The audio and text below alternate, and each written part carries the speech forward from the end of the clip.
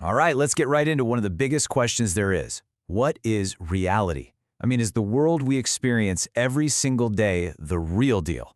Or is there something else, something hidden just beneath the surface? Today, we're going to look at how two of philosophy's greatest minds tackled this exact problem. You know that feeling, don't you? That feeling that life is kind of like a well-rehearsed play, everything running in an orderly way, but you just can't shake the suspicion that there's some chaotic, hidden force pulling the strings backstage. Well, it turns out you're in good company. That exact feeling sparked a massive philosophical investigation. You see, Arthur Schopenhauer and Friedrich Nietzsche both looked out at the world and saw, well, a pretty miserable and melancholy place. They were both really bothered by all the suffering and struggle in life, and they thought philosophy's real job wasn't just abstract thought, but to shine a light into that darkness by trying to figure out the very nature of our reality. So, that leads us to the core question for today's explainer. What if this orderly, predictable world, the one with separate objects and clear rules, is just an illusion? What's really going on behind the curtain? Okay, first up is Arthur Schopenhauer. He came forward with an incredibly bold answer. He basically said, yes, the world you see is an illusion. And he built this huge, intricate system to explain exactly how that illusion works.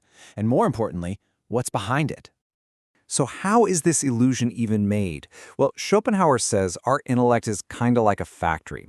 It takes in all this raw sensory information and then processes it using three built-in tools: space, which separates everything into distinct objects; time, which puts events into a sequence of past, present, and future; and causality, which makes us see everything as a chain of cause and effect.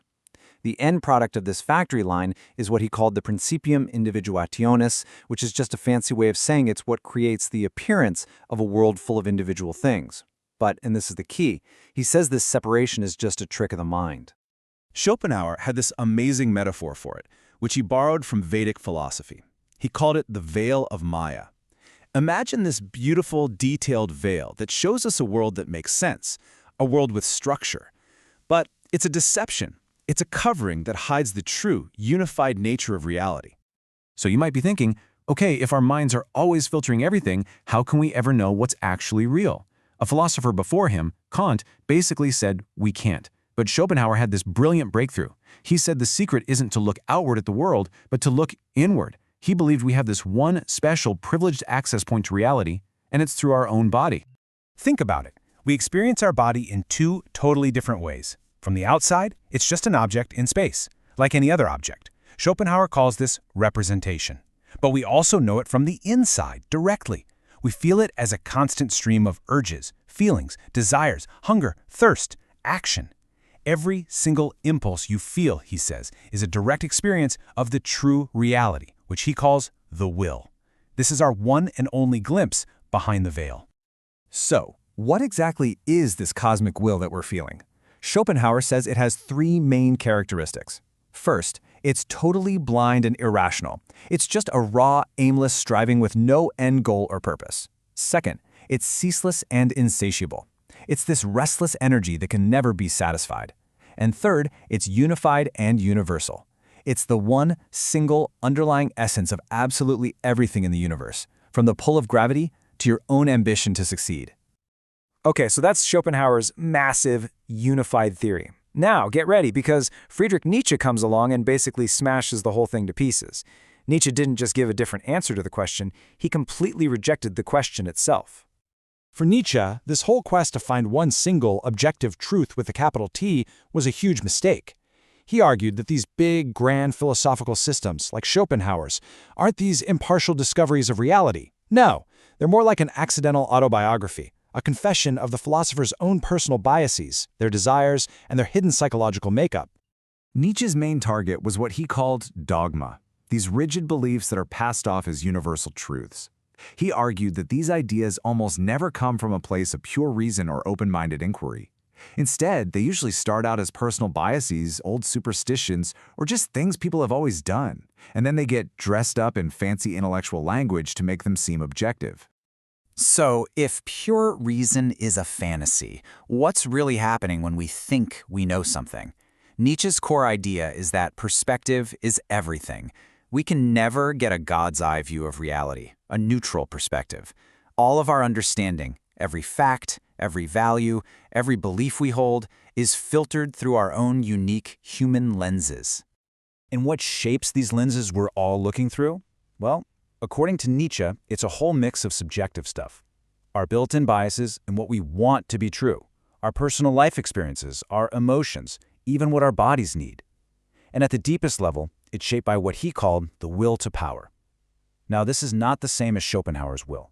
This is a personal, individual drive to interpret the world in a way that organizes it and increases our own feeling of power and control over it. All right, so now we have these two giants with two completely different views on what truth even is. Schopenhauer was searching for the one single reality behind the veil, while Nietzsche was telling us that all we ever have are different veils. Let's put them side by side. When you ask them what's behind the curtain, their answers just couldn't be more different. Schopenhauer says, you pull back the curtain and you find one single chaotic, churning reality, the will. Nietzsche's answer, you pull back the curtain and you just find another curtain, and another one behind that. For him, there is no final reality to discover, only an endless series of interpretations or perspectives. You can really see the divide clearly here. For Schopenhauer, the fundamental driving force is this universal, blind will. For Nietzsche, it's the personal will to power. Schopenhauer sees one great illusion, the veil of Maya, hiding one true reality.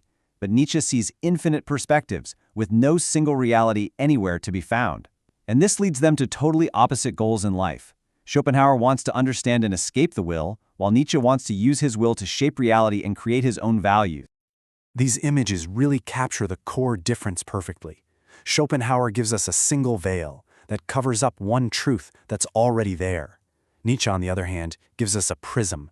It takes in the one white light of raw existence and fractures it into a whole spectrum of different, colorful, subjective truths. So this is the really crucial part. Where does this all leave us? What are we supposed to do with this information? Because the way you see reality completely changes your approach to life. Do you try to escape it, or do you try to shape it? For Schopenhauer, the diagnosis is pretty bleak. He says we're all slaves to this blind, hungry will, and that's the source of all our suffering. So the only way to find peace is to deny it. The first step is compassion, realizing that the illusion of being separate is just that, an illusion. The suffering will in you is the exact same will in every other living thing. So to hurt someone else is literally to hurt yourself. And the final step is asceticism, consciously saying no to the will's constant striving by giving up worldly desires. Nietzsche looked at that path of denial and was just horrified. For him, realizing that all our beliefs are subjective isn't some depressing dead end. It's a call to action. It creates a brand new goal for philosophy and for living. The whole point isn't to passively discover some truth that's already out there, but to become a creator, to actively shape and mold reality according to your own values.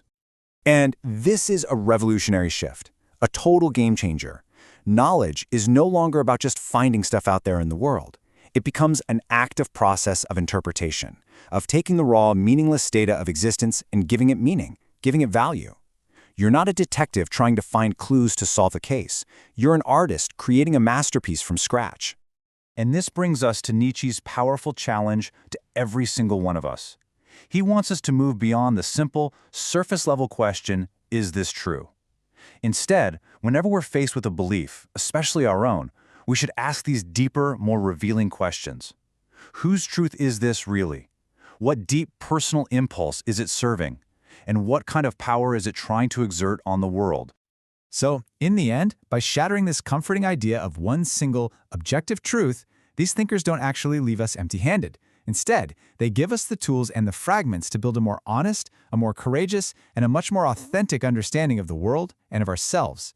Really, the journey from Schopenhauer's one will to Nietzsche's many perspectives is the first real step toward learning how to think for yourself.